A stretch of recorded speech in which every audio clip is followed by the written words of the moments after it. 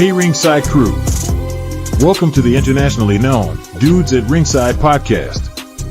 And now here's your host, Joe Panther III. Hello there, wrestling fans! Welcome to another episode of the internationally known Dudes at Ringside podcast. I am Joe Panther III, and I'm honored to have a awesome female wrestler from the Great Northwest. Let's give a warm Dudes at Ringside welcome to Stormie Hale. Welcome to Dudes at Ringside, Stormie. Welcome.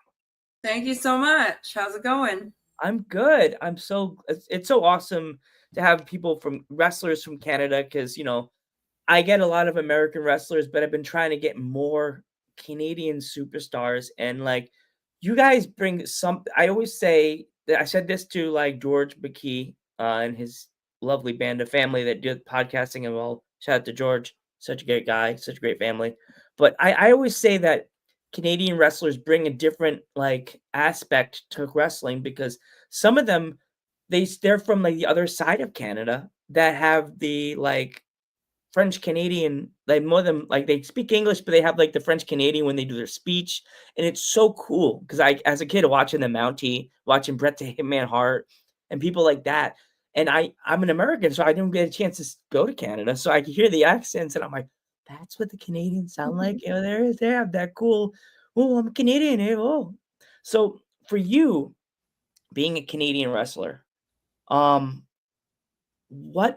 what made you get into wrestling? Was it the Bret Harts and people like that, or what was it that made you become a wrestler? Yeah, so I guess I'll just say where I'm from exactly. So I was born in Scarborough, Ontario, which is part of Toronto now. So that's where I was born, and now I'm actually in the Northeast, which is New Brunswick, so kind of the maritime provinces on the east coast of Canada, close to the Bay of Fundy. As far as what got me into wrestling, I grew up not really watching wrestling as a child. I know my dad and brothers always watched it. I had a house full of boys, and they used to throw me up against the ceiling and stuff like that. For my whole childhood, there was a big dent in the old paneled ceiling from where my much older brother had put me through it. And so I had kind of physical experiences of having some fun wrestling around, but I never really watched any of the professional wrestling shows or anything like that until I was older. I met my first husband when I was quite young, and we had a child quite young. And so that's when I was really introduced to watching wrestling on TV, was with him and with my son. And so I raised my son watching it. We've been to a lot of live shows in Toronto, WWE shows. So that's when I really got into it, and I started watching it on TV then. I still never had it in my mind that I would pursue that myself. I did grow up as a competitive gymnast, so I have that physical background, and I was training 4 days a week, 4 times a week as a little kid, training to become an Olympian. So it was quite serious, but no, wrestling was never on my mind specifically until, the past couple of years when this story began. Wow. So who trained you? I train out of the River Valley Athletics Club here in Fredericton, New Brunswick. Yeah. Ooh. It's a kind of elusive style. They don't really advertise, and it's all about who you know. And if you really want to be a wrestler that bad, you'd find your way in, or you'd, through a friend of a friend, which is how I got into it. Oh, wow. So when you found this school, was it easier? Would you find it was easier to find the school, or was it harder to find the school? Like I said, just found the school through a friend of a friend, and so it was more like the school found me, to be honest. I stumbled upon it, and I was blessed with it, I would say, because it was everything that I didn't know that I needed in my life. And so, the first time I walked in and started training there with these people, I knew I found a new home and a new family. And so it means a lot to me. So I didn't seek them out. It kind of found me, as fate does sometimes. You said you're a gymnast. Do you feel that by being in the gymnast kind of like so that I can't think of the name of the wrestler right now, but she was a gymnast before she was a wrestler. Do you find that type of training kind of like helped you with more like the high flying moves? Yeah, you could be thinking like someone current, like Tiffany Stratton was a gymnast, and yes, very much so. Like I can look to them for things that I can do in the ring that maybe some others can't, and so high flying is definitely my goal.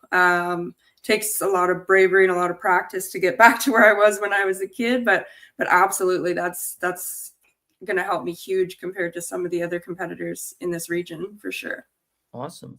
Are there any other like female wrestlers or male wrestlers that you've been watching on the scene in the Canadian like wrestling era, like scene that you've been wanting to work with? Yeah, I keep shouting out Bea Moss. She's from Ontario, Niagara Falls, and yeah, like we have a lot of just interests outside of wrestling that align, and so she's been here a few times to wrestle some of my predecessors, and yeah, I can't wait to wrestle her. Oh wow, specifically. Awesome. So I noticed your gear with the lightning bolts and stuff like that. Where did you come up with this whole Stormie Hale like gear, the gimmick? Like where does it come from? I'm so glad you asked me that. You're the first one to ask me. Big secret out of the bag. My real first name is Storm. That's my real first name. Lucky. I was born with that name. It's on my birth certificate. You know, I have 3 older brothers. Their names are Chris, Derek, and John. So, and they're like, the youngest of them is like 14 years older than me. And so like, you know, 14 years later, here comes my parents' only baby girl. And I have no idea where they came up with that. But yeah, that's my real first name. So it kind of was meant to be. That's cool.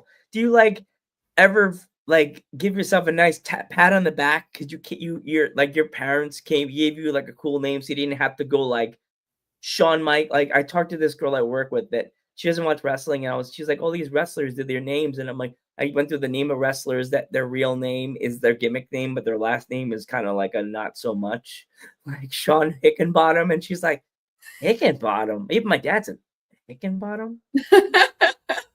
Well, I have 2 thoughts that come to mind. The first is there's a few wrestlers that their real names are way cooler than their stage names. And so there was like a publication that listed some of those, and I found that fascinating. Like Liv Morgan, her real name is way cooler than Liv Morgan, but I'll let you look that up yourself. But I started out with a different name when I first became a valet.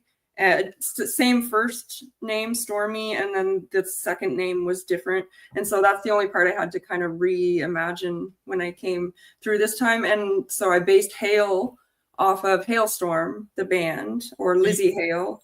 I named my dog Lizzie, and so after Lizzie Hale. And so, yeah, just after talking about a bunch of different options, that's what I came up with.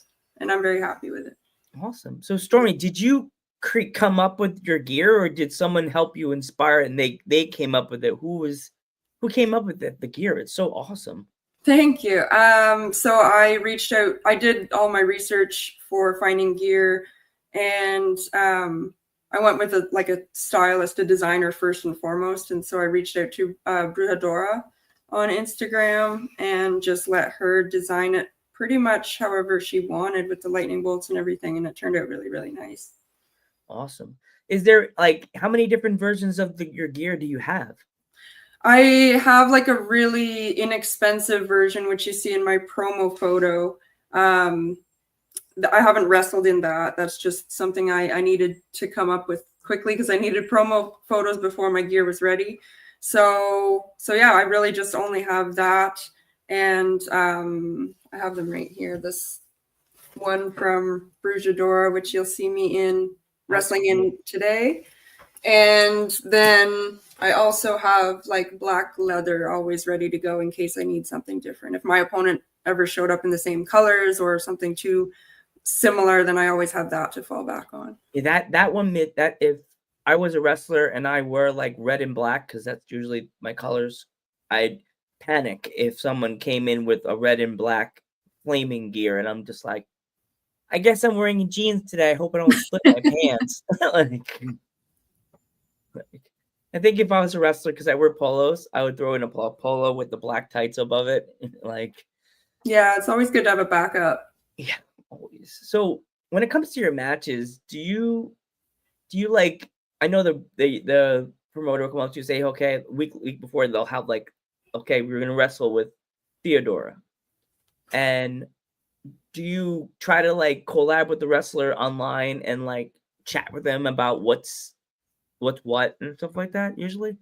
I'm still new, so I'm actually going to experience working with somebody that I've never met before for the first time this coming weekend. So I actually have 2 brand new opponents that I've never spoken to, and we're just going to the day of meet and go from there. Oh, awesome. So what's the furthest you ever traveled within Canada? I went to PEI a couple of weeks ago, for wrestling, you mean? Yeah, it could be wrestling or vacation/wrestling. Yeah, just PEI, which is more east of me. Before I moved here to New Brunswick, I didn't really have any experience with the East Coast. So everyone around here has been to all Prince Edward Island and Nova Scotia and east of here, and I never had. So now with wrestling, I'm getting to travel a lot more. Even it's not that far, but I've just never been to those provinces, and so I'm getting that chance to do that now. That I find that really cool that in the United States, there's some wrestlers that have never wrestled on the West Coast, and they've only wrestled on the East Coast, or it's not as sad because I was at a show yesterday. Shout out to High Grounds Pro Wrestling. Thanks for having me. So much fun. Owies, boo boos. But we'll see that. But yeah, have you ever thought of coming to the United States to perform?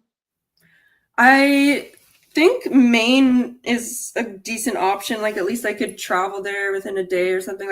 I've never really fathomed that I could fly out, that someone would fly me out to wrestle. It's still just that new that I haven't had my big debut in my big home company yet. So still new. So if somebody was to offer to fly me out somewhere in the States to wrestle, that would be a really amazing experience. But I really haven't thought about it that much. Haven't had the time.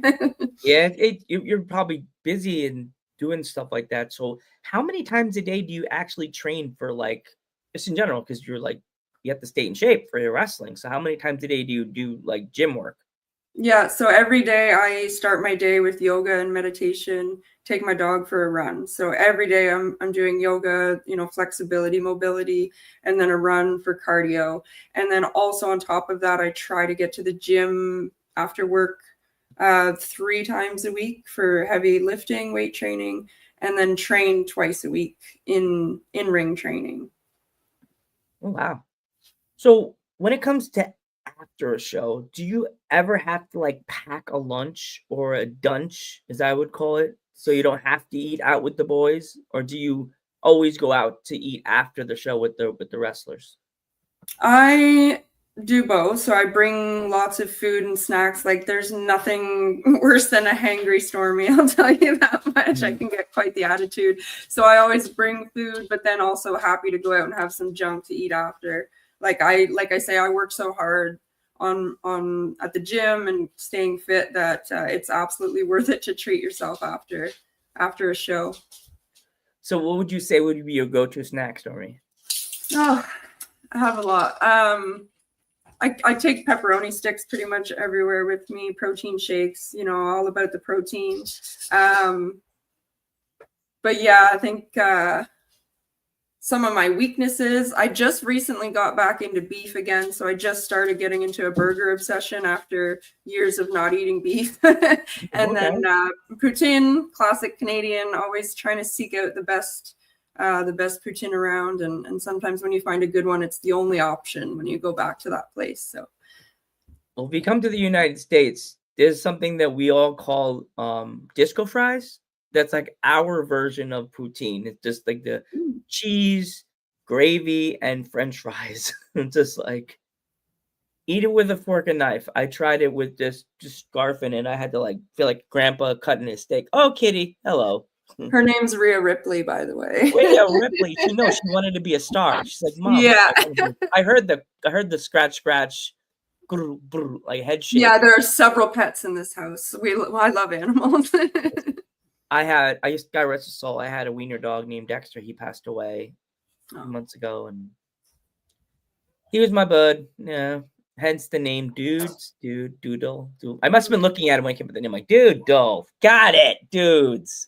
Like, Nice. Yeah. Oh, you said you have a cat. Do you have any other pets? Yeah, I have a black lab named Lizzie. I did mention her after Lizzie Hale, and I have 2 cats, 2 dogs. I have a Chihuahua. She recently lost an eye, and so I've been wanting to like sneak her into a promo because it would just be cute and hilarious. She's got like one eye and her tongue hangs out the side of her mouth. She's 12 years old now, so I thought it'd be kind of funny to have this poor Chihuahua in a promo with me. I was just gonna say, you could have just used the Chihuahua as like the thumbnail when you send it to me. Like, this is what happens if you don't watch the podcast. You'll get lightning bolt to the eye. Yeah, exactly. Yeah. Always just Stormie. There's always a sequel. Don't worry. Yeah. Remember, storms don't hit a place twice. They hit them more than once. Yeah. Before we go, Stormie, if my fans want to pick up any like Stormie Hale like merch, shirts, stickers, anything, where can they find it? Oh, they could message me on Instagram and I'll make sure that we get something out to you. I don't have t-shirts yet, but I have bracelets, necklaces are really popular. I have some bag clips, and I'm working on bookmarks, which is something different. So yeah, not really. I don't really ever seeing wrestlers with bookmarks. That sounds like fun. Yeah. Your logo makes me think you would have a T-shirt with the lightning bolt. That would be. I'm working on it. I want to get it right. I'll definitely pick Maybe one up. If you ever come to Pennsylvania, I'll definitely have to grab one because those are really cool. If your fans have any ideas for me with my logo and they want to take a crack at designing me a shirt, go for it. I'm always good at designing. Like, if you ever you can send me your logo again. I'm pretty good at coming up with. You give me like a blank shirt. The one with the lightning bolt. You could just have Stormie, your name Stormie Hale with the lightning bolt, and on the back you could have a storm. And I think I hear a storm coming. Or a storm is coming. Yeah, for sure. I'll make it a contest and then get a whole bunch of free work. Just get everybody to go to work for me. Work for me. I'm just standing in the background like, get a big cigar. Work, people. Get me my poutine now. Sounds like a Stormie Hale thing for sure. You're just sitting there eating poutine in the background. Everybody's just working hard on their phones. They're like, I'm tired. My finger hurts. Ow! I got struck by lightning. Exactly. Like, before we go, if there was any kids that wanted to get into the wrestling business like you did, Stormie, what kind of advice would you have for them? Oh, just do it. Don't wait as long as I did. If you have a passion and a dream, go for it. Don't do it, don't do it half-assed. Sorry, I don't know if I'm allowed to say assed, but I did. Don't do it half-assed. If you're going to do something, go all out and take your own time seriously and everybody else's time seriously. So, find a good trainer, go to training, help out, do everything you can, and you'll be successful. Awesome. Stormie, I want to thank you so much for coming on the podcast. I want to wish you nothing but the best of luck on your wrestling journey. And I think you said you have a show tonight, right? There was a show last night. Oh, I thought it was tonight. That's why I was like, oh God, I don't want to hold her up. There was one last night, and there's 4 next weekend surrounding our Canada Day festivities. So we have a 5-day. If anybody's in Canada, they want to go. Is there anywhere they could buy tickets, or is it like a festival? Friday night is in Campbellton, New Brunswick, which is up north. Like you said, they're bilingual there, so it's French and English. Then on Saturday, there's one in Fredericton, which is my first outdoor show and my first tag match. And then Monday is in Minto, New Brunswick. And then Tuesday is in Belle Isle. That one's a Canada. That's the first. July 1st is Canada Day, and that's a big Canada Day festival. Okay.